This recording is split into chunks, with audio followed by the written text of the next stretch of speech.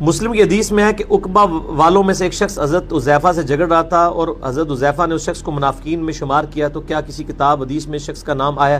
واللہ عالم جی۔ صحیح مسلم میں 7035 نمبر حدیث ہے کہ نبی علیہ السلام نے فرمایا کہ میرے اصحاب میں 12 منافقین ہیں،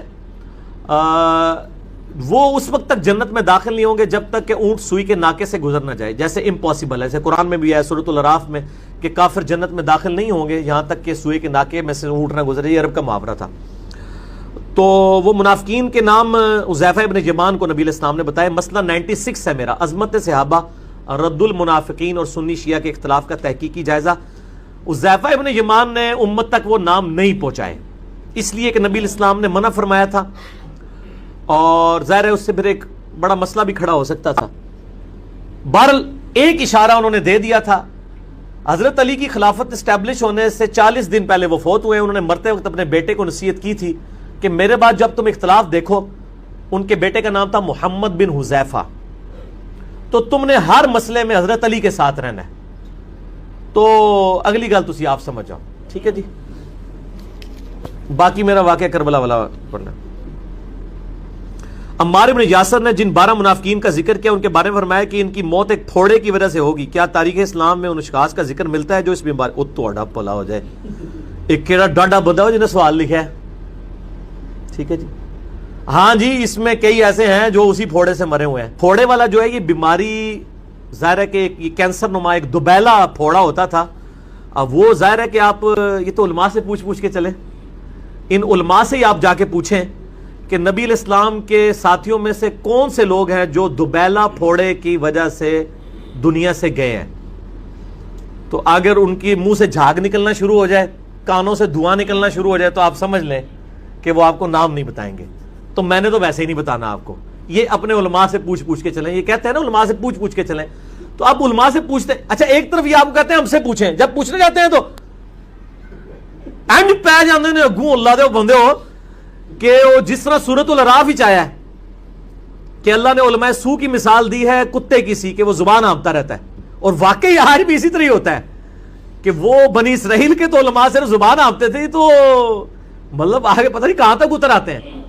تو چلے ہم اس نے ظن رکھتے ہیں، آپ جن کو علماء حق سمجھتے ہیں ان کے پاس جائیں گے، جی آپ نے یہ جو پھوڑے کا نام ہے دوبیلا، حدیث نمبر ہے صحیح مسلم میں 7035 انٹرنیشنل نمبر کے مطابق، مسئلہ نمبر 96 میں موجود ہے، وہ آپ دیکھ لیں اور آپ اپنے علماء سے پوچھ کے چلیں کہ یہ کون ہے، ٹھیک ہے جی۔ اگر آپ کے علماء یہ کہیں یہ باتیں نہیں کرنی چاہیے تو ان کو کہیں کہ اس کا مطلب ہے are you trying to teach your profit, یعنی آپ کیا اپنے نبی کو یہ سمجھانا چاہ رہے ہو کہ یہ باتیں نہیں کرنی، کیونکہ ہمیں تو نبی علیہ السلام نے بتائی ہے نا۔ آپ دیکھیں یہ چند لوگوں کا دفاع کرتے ہوئے اپنا ایمان سے ہی، مجھے مولانا ساق صاحب کا ایک جملہ یاد آ گیا، پہلے تو میں ان کو کوٹ نہیں کرتا تھا، لیکن ظاہر ہے کہ اب تو میں نے چونکہ جب کافروں کو کوٹ کرنا شروع کر دیا ہے تو میں ان مسلمانوں کو کوٹ کیوں نہ کروں کہ جن کی وجہ سے کتنے مسلمانوں کی اصلاح ہوئی ہے۔ تو مولانا ساق صاحب یعنی اکثر کہتے تھے وہ یار نبی نال ٹکر لینی جے یہ گلاں نہ کر کے، نبی تو انہوں دس کے گیا تے تسی آ رہے ہو گلاں نہیں کرنی، اللہ دے بندے ہو نبی نال ٹکر لیندے ہو۔ بھائی اسی تے نہیں نبی نال ٹکر لیندے۔ اگر نبی علیہ السلام نے فرمایا ہے کہ جی میری بیوی پر ہوب کے کتے بھونکیں گے، تو نبی علیہ السلام کو اپنی بیوی کی عزت ہم سے زیادہ پیاری ہے۔ اگر وہ امت کو یہ حدیث بتا کے گئے ہیں تو یقیناً آپ بتا گئے ہیں، ہم نے بھی اسی طریقے سے نقل کیا اور آگے بیان کی ہے، ٹھیک ہے نا جی۔ اس میں کوئی گستاخی نہیں ہے، یہ اسی طرح کی گستاخی ہے جیسے کوئی کہ جی قرآن اتنی پاک کتاب ہے تو یہ شیطان کا نام نہیں ور کیوں آیا ہے، کڈو۔ تو کوئی نکال سکتا ہے؟ قرآن میں اللہ کے بعد سب سے زیادہ نام جس کا ہے وہ شیطان ہے، کسی پیغمبر کا بھی نام نہیں اتنی دفعہ آیا۔ ہاں سارے پیغمبروں کے نام جمع کریں نا، جتنی دفعہ ریپیٹ ہوئے ہیں اس سے زیادہ شیطان کا نام آیا ہوا ہے، تو آپ کو نکال سکتا ہے اس کو، حقیقت ہے ایک۔ اسی طرح نبی علیہ السلام کی جو حدیث ہے وہ حقیقت ہے۔ بہرحال امام بخاری امام مسلم سچے لوگ تھے، انہوں نے نقل کی ہیں۔ وہ لوگ دور رسالت میں تھے لیکن قرآن میں انہیں منافق کہا گیا، خدا نے بھی نشانیاں بتائیں، نام نہیں لینا۔ چلے جی ایک بہترین کھرا نکالنے لگا۔ کھوجی کا کیا کام ہوتا ہے؟ کھرا نکال۔ چور آپ نے پکڑنا،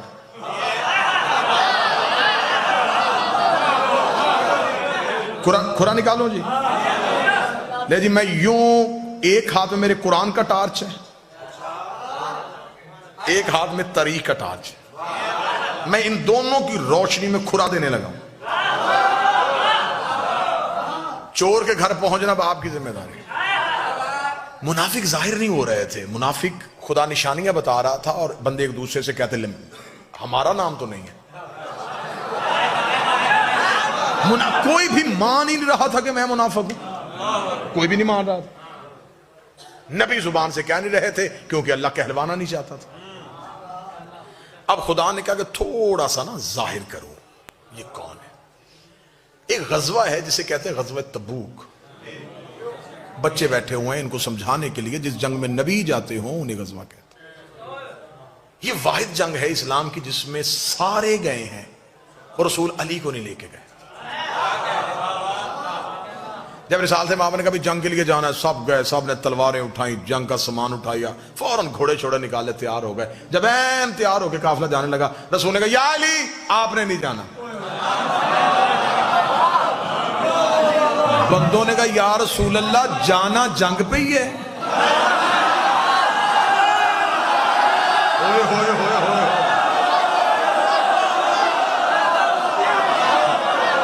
یا رسول اللہ جانا جنگ پہ ہی ہے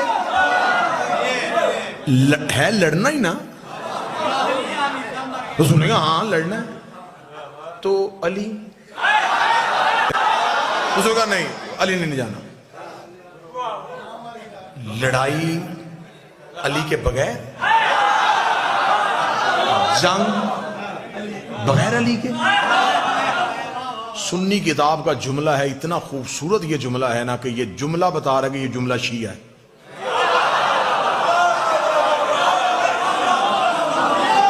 دیکھیں ہم حقوق غصب کرنے والے لوگ نہیں ہیں، سنی کتاب کا جملہ مجھے شیعہ لگ رہا ہے کیونکہ جملہ بڑا بے باک سا جملہ ہے۔ سنی کتاب سے جملہ لے کے پڑھنے لگا، چوم کے پڑھنے کو دل کر رہا ہے، اتنا خوبصورت جملہ ہے۔ جب انہوں نے کہا یا رسول اللہ علی کو نہیں لے کے جانا، رسول نے فرمایا کہ اللہ نے کہا ہے کہ سب کو لے کے جا۔ اب سارے جا رہے ہیں، پیچھے مدینے میں مسلمانوں کی عورتیں اور بچے اکیلے ہیں، پیچھے بھی تو کسی شریف کو چھوڑ کے جانا۔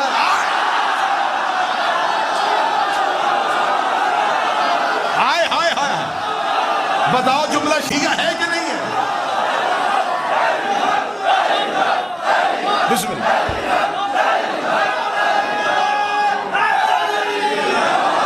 تو پیچھے بھی تو کسی باعزت کو چھوڑ کے جائیں نا، جو مسلمانوں کی عزت مال ناموس کی حفاظت کرتے۔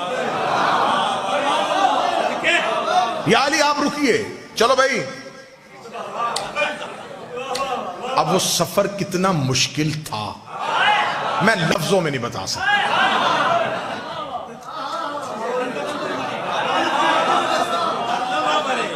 بندہ کسی اس گاڑی میں بیٹھا ہو جس کا پتہ ہو کہ اس کا انجن فیل ہے، تو وہ سفر ہنستے ہوئے ہوتا ہے، کوئی چپس کوک پیتے ہوئے گزرتا ہے۔ یا اللہ یا اللہ، بس یہ سفر وہی تھا۔ ڈرے سہمے جنگ علی نہیں، مدینے سے نکل کے بھی مڑ مڑ کے مدینے آخری بار شہر دیکھ رہے ہیں، پھر پتہ نہیں آؤ ہو کہ نہ بچے یا نہ بچے۔ یہ بڑا اب اس میں اللہ کا منصوبہ کیا تھا؟ منافق کو ظاہر کرنا تھا۔ تقریر کا پہلا جملہ یہ میری پرکار ہے اور اسی پہ میں نے گھومنا ہے۔ کافر چاہتے تھے کہ علی ہٹے تاکہ محمد پہ حملہ ہو، اللہ تبوک میں چاہتا تھا کہ علی ہٹے تاکہ یہ محمد پہ حملہ کریں، منافق ظاہر ہو۔ یہ علی کے خوف کی وجہ سے سہمے ہوئے ہیں، ذرا علی کا خوف ختم کرو۔ علی مدینے رہ گئے، یہ جنگ کے لیے جنگ ہونی نہیں تھی، وہ نہیں ہوئی۔ جو سامنے لشکر تھا انہوں نے لڑنے سے انکار کر دیا، وہ واپس پلٹ گئے، آدھے رستے سے رسول واپس آ گئے۔ جب رسول واپس آئے تو اب تسلی ہو گئے بندوں کو کہ اب بچ گئے۔ اب جب تسلی ہو گئی کہ اب بچ گئے، تب انہوں نے کہا کہ اب یہ نہ بچے۔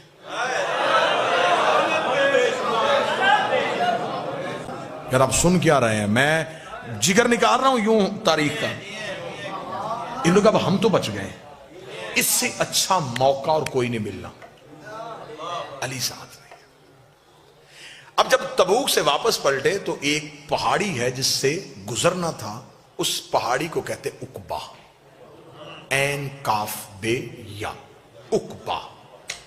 इस वाक्य को किताबों में वाक़या उकबा के नाम से याद किया गया। हवाला नोट करना चाहें तो शवाहिदुन नबुव्वत अब्दुर रहमान जामी की किताब है। सुन्नी किताबों का अगर आप चाहेंगे तो इस मिंबर तक तो मैं ढेर लगा सकता हूं। अहले सुन्नत किताबों का हवाला इस वाक़या उकबा के बारे में। जब वो उकबा की पहाड़ी थी तो नौजवान जो बच्चे थे, उकबा इतनी तेज पहाड़ी थी कि इसकी चढ़ाई और उतराई बड़ी मुश्किल थी। सीधी चढ़ाई थी, सीधी उतराई थी। जब उकबा पहाड़ी के करीब पहुंचे तो तब तक शाम हो चुकी थी। जब शाम हो गई तो मुनाफिकीन ने मिल के मशवरा किया, इससे अच्छा और नादिर मौका नसीब नहीं होना। अली नहीं है, रसूल तना है। ऐसे करते हैं कि जब रसूल उकबा की पहाड़ी के बिल्कुल ऊपर जाएं तो रिसालत माप की ऊंटनी को पहाड़ी से धक्का दे दें। सुनिएगा, सुनिएगा। जब हम पहाड़ी से धक्का दे देंगे तो कत्ल किसी के सर पे नहीं आएगा, हम कहेंगे ये हादसा हुआ, ये महज एक हादसा था।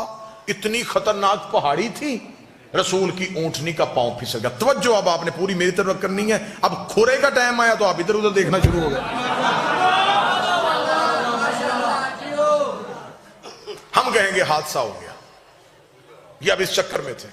जब बिल्कुल पहाड़ी के करीब पहुंचे ना जी, तो रसूल ने कहा रुको भाई। लश्कर रुक गया। जी या रसूल अल्लाह। फरमाया अभी जबरील आया है, उसने अल्लाह का हुक्म दिया है, मैं अकेला ऊपर से जाऊंगा, तुम सारे नीचे से जाओ।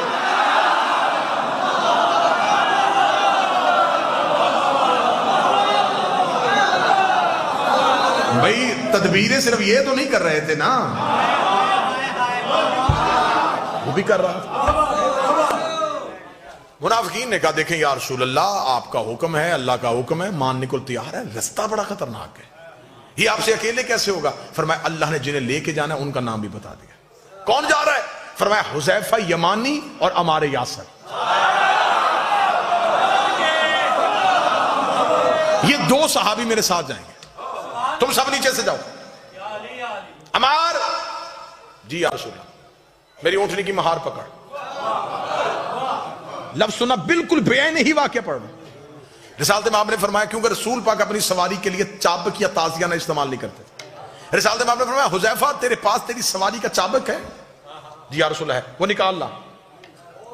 क्यों? मेरी ऊंटनी को पीछे से हाँकना।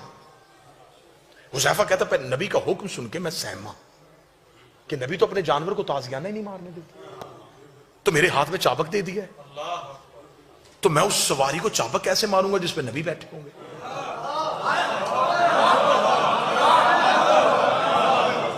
इसे कहते हैं सहाबियत।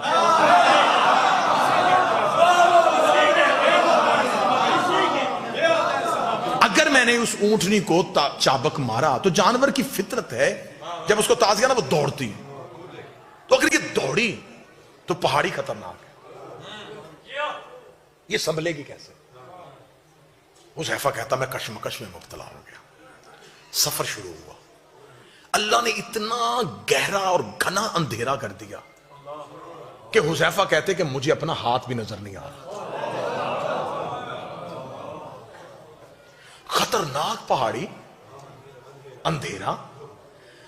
हुज़ैफा कहता कि जब हम बिल्कुल पहाड़ी के ऊपर जा रहे थे तो अब मुनाफिकीन ने कहा कि अगर नबी ने रास्ता बदला है तो अब हमने तदबीर नहीं बदलनी, हमने आज का मौका जाया नहीं करना। हम पीछे से अपने घोड़ों को दौड़ाएंगे, पीछे से जाके नबी की ऊंटनी को धक्का दे के हम वापस आ जाएंगे। हम कहेंगे नबी ने हमें साथ लेके गए ही नहीं, साथ लेके जाते हम हिफाजत कर लेते। अब तदबीर इधर से पलटी गई। कत्ले अली पढ़ने लगा हूं, कत्ले अली, जड़ें दिखाने लगा हूं कहां से निकल रही हैं। इन्होंने कहा ऐसे करते हैं कि हम पीछे से जाएंगे। جب بالکل پہاڑ کے درمیان میں پہنچے انہوں نے پیچھے سے گھوڑے دوڑائے, سر پٹ گھوڑا دوڑا اوپر کی جانب. جب گھوڑا تیز رفتاری سے اوپر کی طرف دوڑ رہا تھا ایک تیز چڑھائی پہ, رسالت باب نے آواز, حذیفہ, جی یا رسول اللہ, یہ جو چابک میں نے تجھے دیا ہے نا ان کے گھوڑوں کے منہ پہ مار.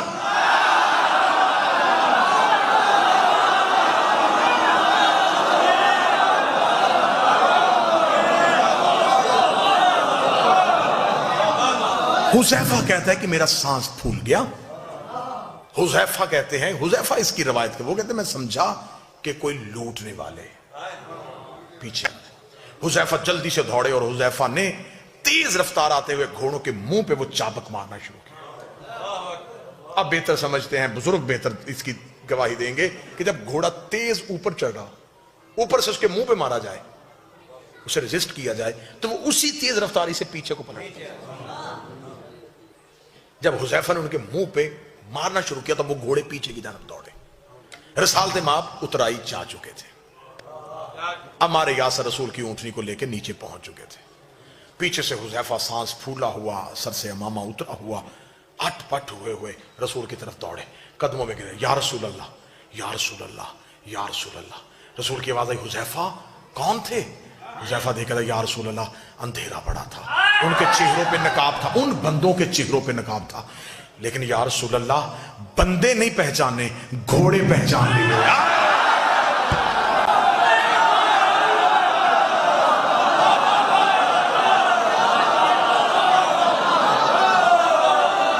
گھوڑے پہچان لیے. اب حذیفہ کہنے لگے, یا رسول اللہ یہ جو, کیونکہ عربوں میں گھوڑوں کی وجہ سے پہچان بڑی آسانی سے ممکن تھی. عرب تو کیونکہ سواری ان کی گھوڑا تھی, وہ تو گھوڑا بولتا تھا تو آواز پہچان لیتے تھے کس نسل کا ہے. اس کا میں نے بندے نہیں گھوڑے پہچان لیے, یہ فلاں فلاں کی سواری تھی. جب نام لگا رسول نے کہا خاموش. اب حکمت سننا, کھرا بالکل سر پہ پہنچ گیا ہے. اب میں نے یوں یہ رکھنا ہے اور کھرا پکڑا جانا ہے. اب میں نے دیکھنا کہ آپ چور پکڑتے کیسے ہیں. اب دیکھو گا ملتان کیسے محنت سنتا ہے. رسول نے فرمایا حذیفہ بندوں کے نام مدینے جا کے نہیں لینے. کیوں یا رسول اللہ؟ انہوں نے حملہ کیا. فرمایا اگر تم نے مدینے جا کے ان کے نام لیے تو اسلام کی تبلیغ رک جائے گی. لوگ کہیں گے کل مکے سے بندے مسلمان کر کے لے کے گیا, مدینے جا کے پرانی دشمنی کی وجہ سے قتل کر دیے, پھر کلمہ نہیں پھیلے گا, پھر دین نہیں پھیلے گا, اسلام یہیں پہ یہی رک جائے گا. ان کی وجہ سے میں اللہ کا دین روکنا نہیں چاہتا, میں تبلیغ مذہب کو روکنا نہیں چاہتا. انہوں نے کہا یا رسول اللہ تو یہ بھی تو کوئی بات نہیں کہ ان کی اتنی بڑی سازش, اتنی بڑی سازش, اللہ نے نام بھی نہیں لیے, آپ بھی کسی کا نام نہیں لینے دیتے, اللہ بھی نام نہیں لے رہا, آپ بھی کسی کا نام نہیں لینے دیتے. پھر بندوں کو کیسے پتا چلے گا جو قیامت تک کے لیے لوگ آئیں گے, انہیں کیسے پتا چلے گا کہ تیرے مخلص کون تھے, تیرے دشمن کون تھے؟ نبی نے کہا کیا یہ نشانی تھوڑی نہیں ہے, اگر یہ میری زندگی میں مر گئے تو میں جنازہ نہیں پڑھاؤں گا, میرے بعد مر گئے تو علی جنازہ نہیں.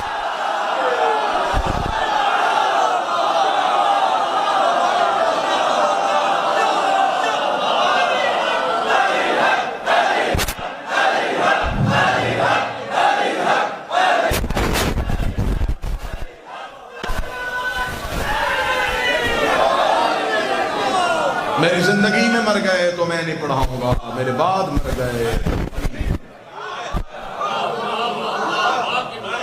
جنازہ مغفرت کی دعا ہے, جنازے کی تکبیر مغفرت کی دعائیں معصوم نہیں کرے گا.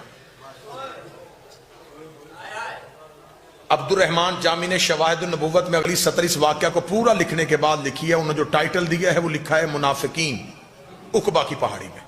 واقعہ عقبہ پورا لکھنے کے بعد انہوں نے نیچے لکھا کہ اس واقعہ عقبہ کے بعد جب بھی کوئی مدینے میں مرتا تو صحابہ اکرام رضوان اللہ علیہ مجمعین حذیفہ اور عمار کو ڈھونڈتے تھے کہ جنازے پہ جانا چاہیے کہ نہیں جانا.